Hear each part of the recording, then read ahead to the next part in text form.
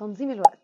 طبعا في كتب كتيرة جدا وفيديوهات بتتكلم عن ازاي ننظم وقتنا وحياتنا. اكيد انتوا شفتوا كتير قوي منهم، وانا نفسي شفت وحاولت اطبق كتير منهم. ولكن بصراحة مشكلتي مع الفيديوهات دي في حتة انه بحسها شوية مثالية.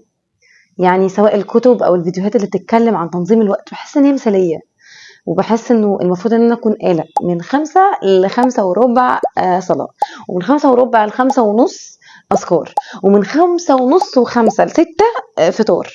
يعني بحس انه مفيش حاجة restricted قوي كده، لازم يكون فيه شوية مرونة في الجدول بتاعي عشان يبقى مناسب وطبيعي ومنطقي، لانه في يومنا اكيد بيحصل كتير احداث احنا مش بنبقى جاهزين ليها او مش مفكرين انها ممكن تحصل.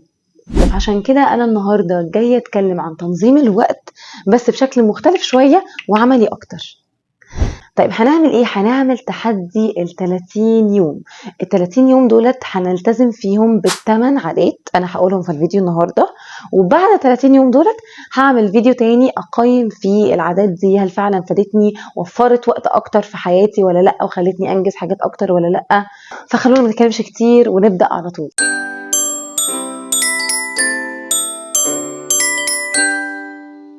انا روجين خالد وانتي بتتفرجي على قناتك انتي. في القناه هنا هنناقش كل حاجه لها علاقه بيكي، اهدافك واحلامك، افكارك ونفسيتك، كل المهام اللي وراكي ونفسك انك توازني بيها. اول عاده فيهم وهي صيد الخاطر والتدوين. يعني ايه؟ يعني انا دلوقتي لو قاعده بتشتغلي ومندمجه بقى في الشغل بتاعك ومركزه قوي في الحاجه اللي بتعمليها ويجيلك فكره يا ترى ماما عامله غدا ايه النهارده، اكيد كلنا بيجينا الفكره دي. اوعي اوعي تمسكي تليفونك وتروحي تكلمي مامتك وتساليها الغدا ايه، لا ما تعمليش كده خالص. اللي هتعمليه هتخلي جنبك ورقه وقلم او نوت بوك صغيره تكتبي فيها الحاجه اللي انت عاوزه تعمليها او فكرتي فيها. اكلم ماما وشكرا. برضو حاجه تانية بتحصل معانا كتير جدا، لما تيجي تذاكري واول ما تبداي المذاكره كده وتمسكي السكتش بتاعك وهتبداي تكتبي، يا لو هقوم اعمل دلوقتي كوبايه قهوه كده تفوقني. اوعي تقومي تعملي كوبايه قهوه. اكتبي في الورقه بتاعتك برضو انك انت عايزه تبقي تقومي تعملي كوبايه قهوه، ولكن ما تفصليش نفسك ابدا على الحاجه اللي انت بتعمليها دلوقتي. ركزي، وبعد ما تخلصي الحاجه دي قومي واعملي كوبايه القهوه او كلمي مامتك او ايا كان الحاجه اللي انت عايزه تعمليها. الموضوع ده هيفيدك في نقطتين اتنين. اول حاجه مش هيخليكي تتشتتي، فهتنجزي الحاجه اللي انت المفروض تنجزيها في وقت اقل. وتاني حاجه انه هيخليكي بعد كده ما تنسيش اي حاجه كنت عايزه تعمليها، لانك انت كاتبه ورقه فيها كل الحاجات اللي انت عاوزه تعمليها، فاذا هتنجزي كل حاجه حسب الاولويات اللي انت عاوزاها. تعالوا بقى نروح للنقطه الثانيه وهي التخطيط المسبق ليومك. يعني قبل ما تنامي اليوم اللي قبليه هتمسكي برضو نوت بوك كده صغيره وتبداي تكتبي بالورقه والقلم. ورقه وقلم. افضل الورقه والقلم عن ان احنا نستخدم الموبايل، عشان وانتي بتستخدمي الورقه والقلم انتي بتحركي حواس كتيره من جسمك وبتبقي مركزه في اللي انتي بتكتبيه قوي. هتعملي ايه بقى؟ هتبداي ان انتي تكتبي المهام اللي عاوزه تنجزيها في اليوم اللي بعديه، سواء بقى عايزه انظف الشقه بتاعتي، عاوزه اروح الشغل، عاوزه اودي ولادي التمرين، ايا كان الحاجه اللي انتي عايزه تعمليها، اروح الكليه، المحاضرات بتاعتي، ايا كان المهام هتكتبيها كلها وترتبيها حسب الاولويات. اوكي؟ بلاش ان احنا نحط من 5 ل5:30 كذا، من 7 ل8 كذا، لا لا، ممكن تعمليها بطريقه افضل وتقدري انا بحبها اكتر، هي بتوقيت الصلاه. يعني مثلا ايه؟ من الفجر للظهر انا هعمل المهام الفلانيه، من الظهر للعصر هعمل المهام الفلانيه، من العصر للمغرب هعمل المهام الفلانيه، وهكذا. فانت محدده زي بلوكس كده مختلفه، وكل بلوك منهم بتنجزي فيها مهام انت محدديها. النقطه الثالثه هو خلقي جو ممتع يحببك في الحاجه اللي انت بتعمليها دي. ما تبدايش يومك وانت باصه للورقه اللي فيها المهام اليوميه، ايه انا هعمل كل ده يا ربي، يعني هودي العيال المدرسه وبعد كده هرجع اروق البيت وبعد كده هبدا الشغل بتاعي، هعمل كل ده، ده شكله يوم متعب.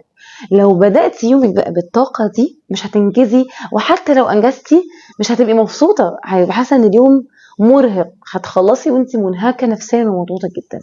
فبدل ما تعملي كده، ايه رايك ان انت تحاولي تعملي شويه حاجات لطيفه كده تحببك في الحاجه دي؟ زي مثلا انك خدي الموضوع كانه تحدي. عندي ايه تحديات النهارده؟ ايه الحاجات اللي ورايا والمفروض ان انا انجزها النهارده؟ عليا 1 و2 و3. تاني حاجه حاولي تقسمي الحاجه الغلسه واللي انت مش حباها قوي لمهام صغيره. يعني مثلا لو انت في الشغل عندك تاسك والتاسك ده انت مستغلساه، ممكن تستخدمي نظام البومودورو. ايه بقى البومودورو دي؟ بتقسمي المهمه بتاعتك 25 دقيقه شغل، 5 دقائق راحه. وان شاء الله باذن الله انا هعمل فيديو عن ال5 دقائق الراحه دي، ازاي اقدر استغلهم بافضل شكل ممكن يخليني اشحن طاقتي وارجع ال25 دقيقه اللي بعديهم اللي المفروض اشتغل فيهم وانا في مود الشغل وقادره ان انا اشتغل. مثال تاني، لو انت مثلا بتشتغلي من البيت ممكن تاخدي اللابتوب بتاعك وتطلعي في ورك سبيس او في كافيه هادي تشتغلي منها، تغيير جو، تشمي هواء، تشوفي شجر، سما. الحاجات دي كلها بتفرق في النفسيه جدا وبتخليكي عندك طاقه ان انت تعملي. فاكسري روتين وحاولي انك تجددي في مهامك اليوميه. لو مثلا واقفه في المطبخ بتغسلي مواعين او بتنظفي الشقه، ممكن تشغلي جنبك بودكاست تسمعيه. النقطه الرابعه، اصحي اشتغلي 5 دقايق. يعني ايه؟ يعني اول ما تصحي بعد طبعا ما تصلي وتقري الاذكار بتاعتك، خشي على طول في مود الشغل. سواء مثلا الشغل ده انك دخلتي المطبخ على طول، وحطي في ذهنك كده ان انا هقعد 5 دقايق بس. ال5 دقايق دول بقى اغسلي فيهم مواعين، حضري فيهم الفطار. ليه بنعمل كده؟ احنا عاوزين ندي اشاره لعقلنا انه فوق، يلا احنا صحينا وبدانا يوم تاني. خامس حاجه، التليفون. طبعا كلنا عارفين ان التليفون ده هو اكتر حاجه بنضيع فيها وقت.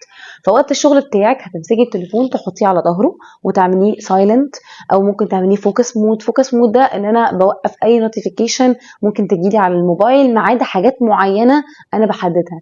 زي مثلا ان انا عايزه يجيني نوتيفيكيشن من والدتي، من زوجي، من اخواتي، الناس دول بس. غير كده مش عايزه اي نوتيفيكيشن تجيلي.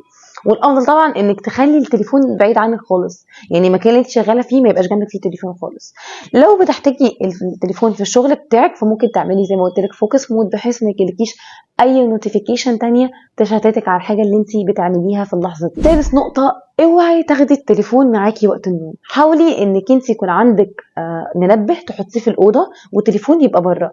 لو اخدتي التليفون بتاعك في الاوضه عشان تظبطيه كمنبه، يعني اللي هيحصل انك انت هتفضلي تسكرولي على الانستجرام والريلز وهتضيعي من ساعه لساعتين قبل النوم، فكده نومك باظ وميعاد نومك باظ. هتصحي تاني يوم مقريفه. الصبح بقى اول ما تصحي من النوم لو قدامك الموبايل واول حاجه تمسكيه عشان تقفلي المنبه هو الموبايل، هتلاقي نفسك بعد ما قفلتي المنبه بتفتحي الانستجرام او الفيس وبرده ضيع ساعه او ساعتين على السوشيال ميديا. فالحل ايه؟ التليفون بيبقى بره اوضه النوم خالص، واللي بيبقى موجود في اوضه النوم هو منبه. سابع نقطه، ما تتفرجيش على مسلسلات. المسلسلات بتضيع وقت كبير جدا من يومنا لسبب مهم، وهو انك انت تبقي عايزه تعرفي الاحداث. فالحل ايه؟ الحل ان انت لو عايزه تتفرجي على التلفزيون يبقى يوم واحد في الاسبوع، وبنسميه الفاميلي تايم، بنقعد كلنا كده مع الاسره بتاعتنا بنشغل فيلم، كرتون او ايا كان الفيلم انت عايزه تشوفيه، بس فيلم الاحداث بتبدا وبتنتهي في الوقت اللي انت مخصصاه للترفيه على التلفزيون. النقطه الثامنه والاخيره، حاجة واحدة في اللحظة. يعني ايه؟ يعني بالله عليكي بلاش بقى جو انا مالتي تاسكر وبقدر اعمل اكتر من حاجة في نفس اللحظة. يعني بقى جو الام اللي واقفة في المطبخ بتطبخ وبتذاكر لابنها وماسكة التليفون بتكلم مامتها. غالبا الام دي الاكل هيتحرق منها، ابنها هي مش عارفة اصلا هو بيذاكر مادة ايه بس عمالة تقول له ذاكر وخلاص، وماسكة التليفون عمالة تقول لمامتها ايوه. فهي مش مركزه في اي حاجه من الحاجات دي. فبلاش تقنعي نفسك انك تقدري تعملي اكتر من حاجه في نفس اللحظه، لا، حاجه واحده بس في اللحظه، ده افضل حاجه هتخليكي تخلصي الحاجه دي في وقت قليل. وكده يبقى خلصنا فيديو النهارده. متنسوش تعملوا شير ولايك وسبسكرايب للقناه. ان شاء الله كمان 30 يوم هعمل فيديو تاني اقيم فيه ال8 خطوات اللي قلنا عليهم النهارده، وبكده نبقى خلصنا حلقتنا. واستنوني في فيديو جديد من انتي والف وسيله.